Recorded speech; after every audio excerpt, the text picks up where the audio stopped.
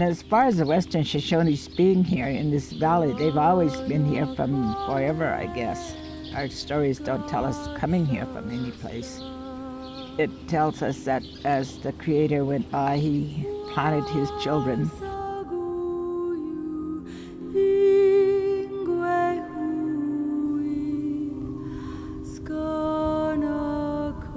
We've heard that from the time that we were little. It's Western Shoshone land. It's your Earth Mother. She provides for you, you know. Carrie, Dan, and her sister Mary live in an area called Crescent Valley, which is in Nevada. They've lived in that land for generations and generations, for what's called time immemorial.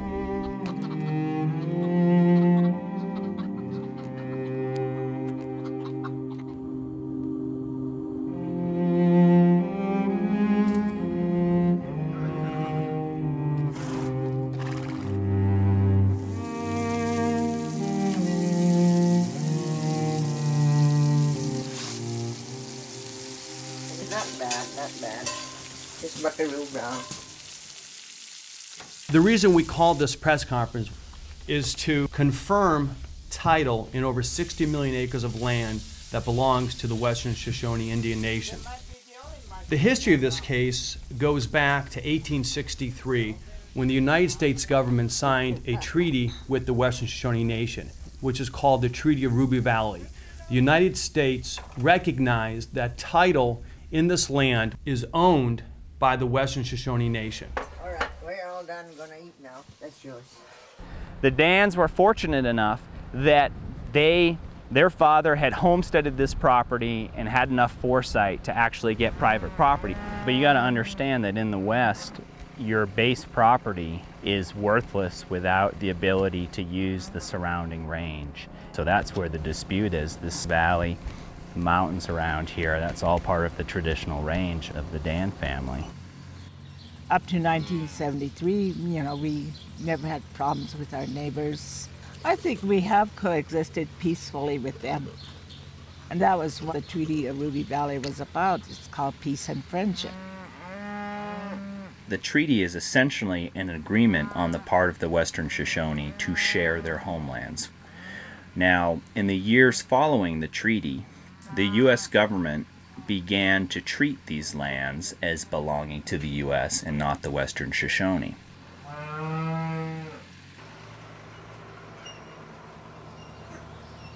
But one of the things I think is really important for people to understand that you're supposed to share.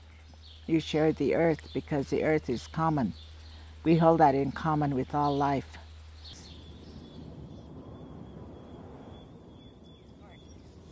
In 1974, the United States sued Mary and Carrie Dann for trespass.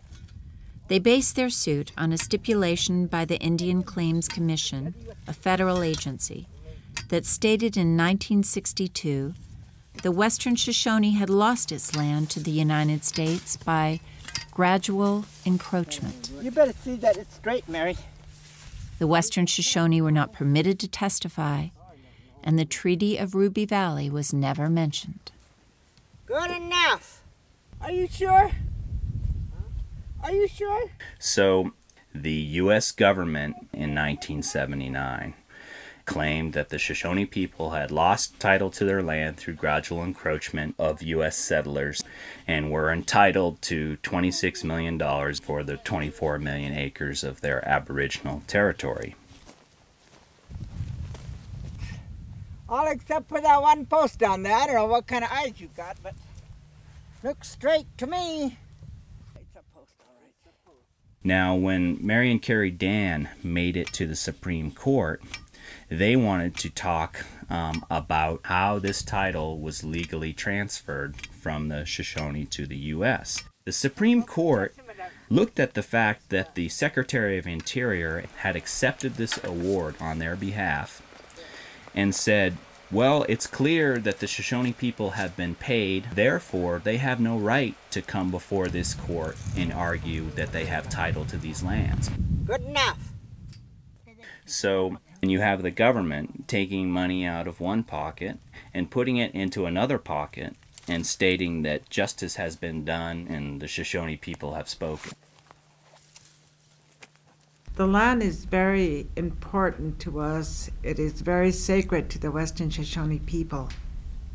It represents life, and to take our land is to take our life.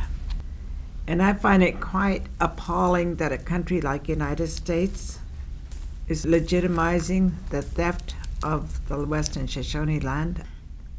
I look at that as spiritual genocide against the Western Shoshone people that believe the earth is its mother.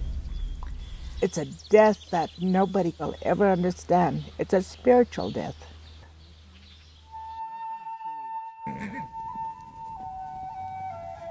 Grandma always had horses, quite a bit of horses. And me and Mary always worked with horses. Grandmother told us that when she went to the spirit world, that we would take her animals over. And that's how we inherited a lot of these horses. The BLM sees the actions of Mary and Carrie Dann to be a direct challenge to the BLM's authority to control these lands. They claim that these animals are overgrazing. And we weren't overgrazing. You go out here and look at the land that we used for our animals, and yet you go 10 miles that way, 10 miles that way, 10 miles that way, and 10 miles that way. You're going to find the same condition. The overgrazing is not the issue. The issue is the land. They want the resources. They want the resources. Last year, the Bureau of Land Management, which is the BLM, came in and confiscated over 500 head of horses and took over 200 head of cattle from their land. Actually, there's been 3 attempts on the horses and 2 on the cows. The first roundup they did of horses was in '91. The following November of 1992, they came in with force and helicopters for almost a week, in which they confiscated over 200 horses. Last September, around 4:15, 4:30 in the morning, we see off on the horizon all these lines of headlights coming, as well as supporting semis, fuel trucks, helicopters. And it's just dozens and dozens of armed agents, bulletproof vests, automatic pistols. It's a terrifying situation. They were really belligerent. This is conversations being taped. If you do not want to be taped, do not say anything. Don't get nervous. Here the government was, my own government, coming in heavily armed to take people's sustenance from them. It's exactly what you're doing here. You're stripping us of our dignity. And I think that's wrong. I think that's totally wrong. And now this very same government, who ostensibly has a treaty of peace and friendship with this people, comes in here at gunpoint to take their animals. I demand for you to show us, your superiors, or whoever it is, to show us documentation of Western Shoshone land transfer to the United States of America. And when you do that, then you have that authority to block us. And then a few months later, the United States comes back out and takes over 400 head of horses. Horses that had lived on these lands for as long as the Dann family can remember. Many of these horses had just had babies or were carrying babies. It's cold, there's less food out there in the wintertime, and that was made clear to the BLM that this is not the time you should come and do a roundup. You're going to lose horses.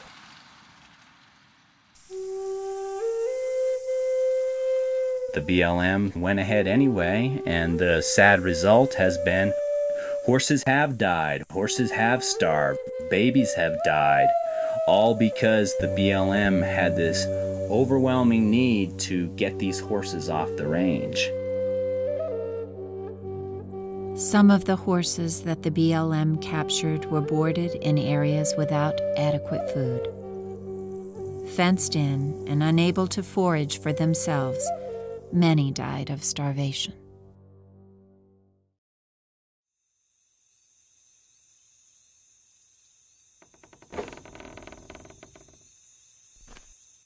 Mary and Carrie Dann went from being renters, mothers, aunties, to being forced into being human rights activists because the United States government wouldn't leave them alone. It was really just a struggle to maintain their home because they're indigenous people who believe in their traditional ways and believe that they have a responsibility to protect their lands and their ways for their future generations.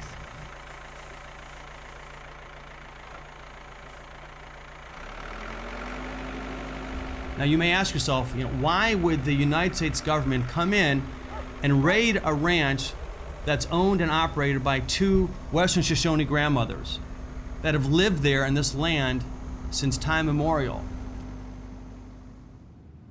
Well, as it turns out, their ranch in Crescent Valley sits atop one of the largest gold finds in the history of the United States.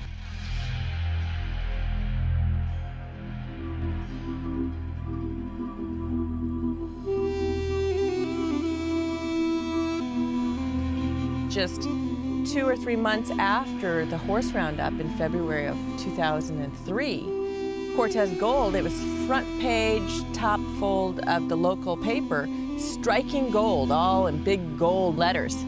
And Cortez was claiming that it had found one of the most significant deposits of gold. Where? Right there where those animals had been removed.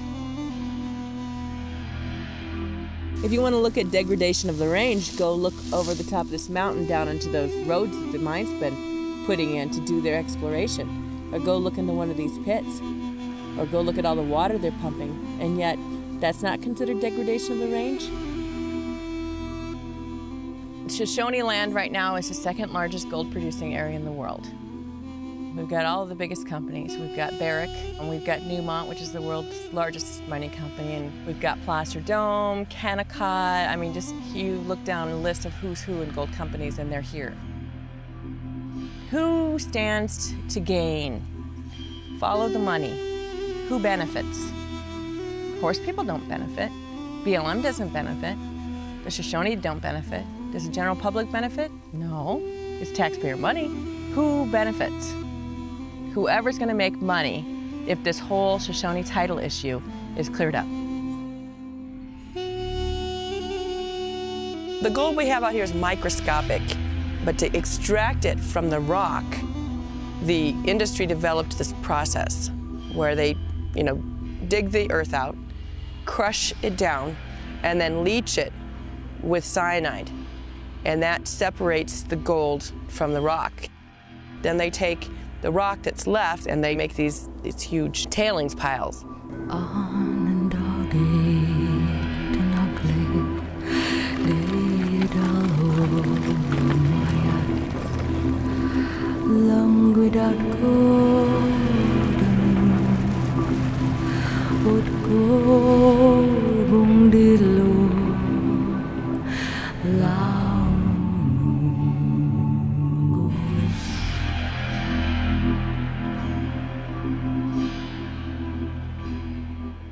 This microscopic gold is underneath the water table. So they're having to pump the water out to get to the earth underneath. The mines are pumping anywhere from 20,000 gallons of water per minute to 70,000 gallons of water per minute for one mine alone, every day, 365 days a year. They're pumping this virgin water out so that we as human beings can enjoy wearing gold. Ladies and gentlemen, you are killing the earth. The earth is dying because of the way people act. You as consumers, they as producers of gold. And we as indigenous people, we're yelling, stop that, you're killing our mother. Who's going to hear us? Stop that, you're killing the earth. You're killing mother of all life, for God's sakes. Can't you wake up and listen to what we're saying to you? And let us treat this earth with tender love and care, because it is our only mother.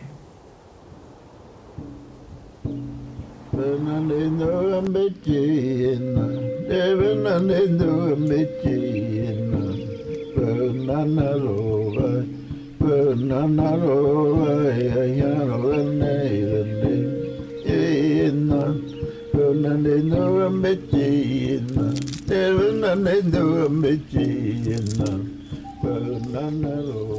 struggle has been for Western Shoshone land rights. It's always been Western Shoshone land rights. To a traditional indigenous person, land means life. All the things that you have, they all come from this earth. Today they call those things resources. Today those resources are taken in the name of economy, name of money. Who does that? Multinational corporations. They don't care. They're not going to be here tomorrow. And what do these companies care about the children of these children? They don't care. Because they'll be gone. Soon as they take the resources out, they will be gone. Let's give honor to our sisters that have stood and fought long and hard and is still fighting. Because as long as we have breath, there is still hope for us. And that's why we're here today. That's why I'm here, to support my sisters that have been on the battlefield for so long. 80% of the gold goes into jewelry. 80%. Anytime you men buy gold for your wives, you think about that. The destruction that's happening to the earth in the name of gold.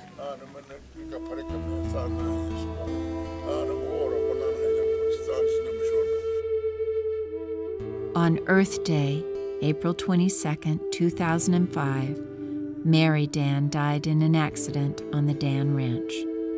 She'd been out repairing fences. She died as she lived, with her boots on and hay in her pockets.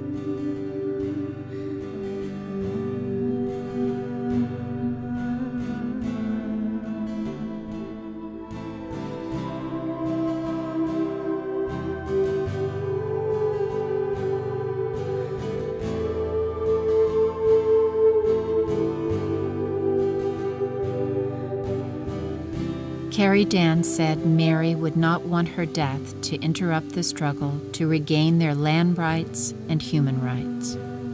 The following year, the Western Shoshone renewed their grievances with the United Nations.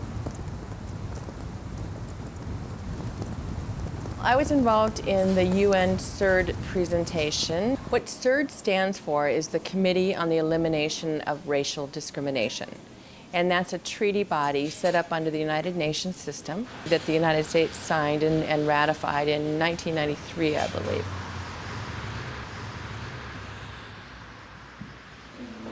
We think the Shoshone people have legitimate grievances.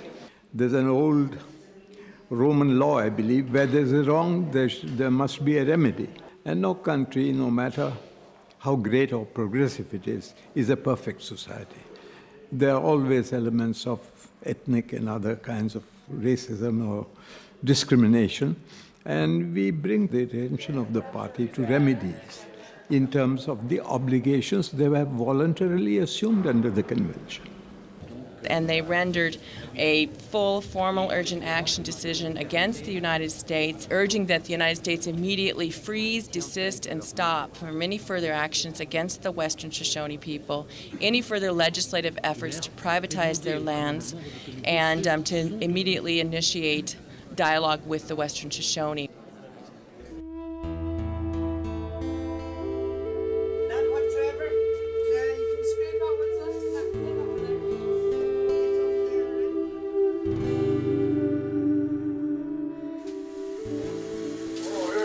When you say the United Nations has condemned U.S. behavior against the Western Shoshone, that means something to people when they pick up the paper and read it.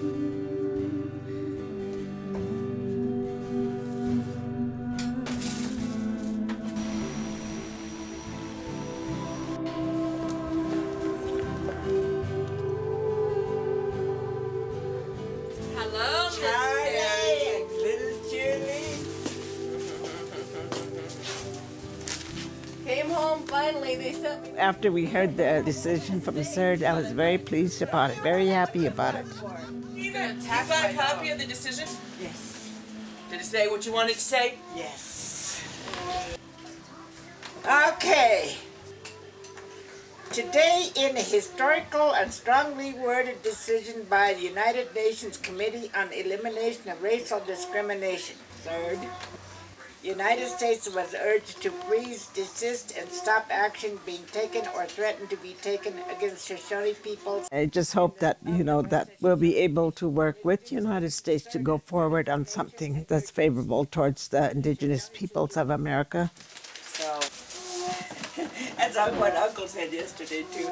Julie, he was so happy. He was? Yeah. About this? Good. He really was. He told Oki, he says, well, we can go dancing tonight. It's about time the truth come out. It's about time the truth come out. The Western Shoshone case is a very important case for the indigenous movement worldwide, and the Dann sisters in particular have been very inspirational. They've won the moral battle. The U.S. has its legal maneuverings that it can make within its own domestic system, but when it comes to judging these actions against fundamental human rights standards, the Dans and the Western Shoshone people are the ones who are right.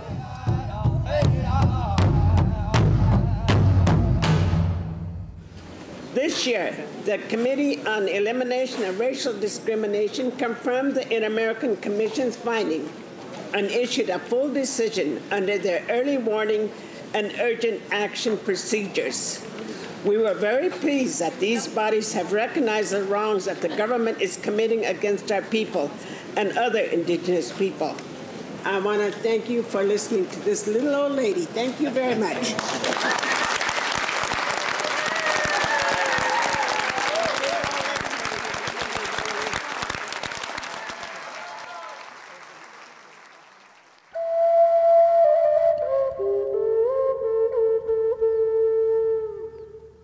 Are you ready to dedicate ourselves to the next generations to come? Or are we ready just to, accept things as they are and the hell with tomorrow? The hell with the future generations? And that is one of the reasons why I try so hard to protect the rights of the indigenous peoples all over the world, because they're the one that's still related to the earth, they're still close to the earth, and they do care.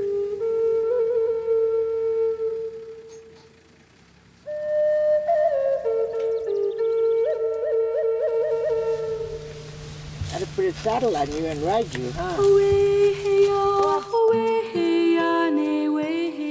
I will only hope history of this nation will bring out in the open the struggles that we have had against the United States in order for us to find a little bit of peace, a little bit of justice, a little bit of humanity, and a little bit of morality in the government of the United States of America. No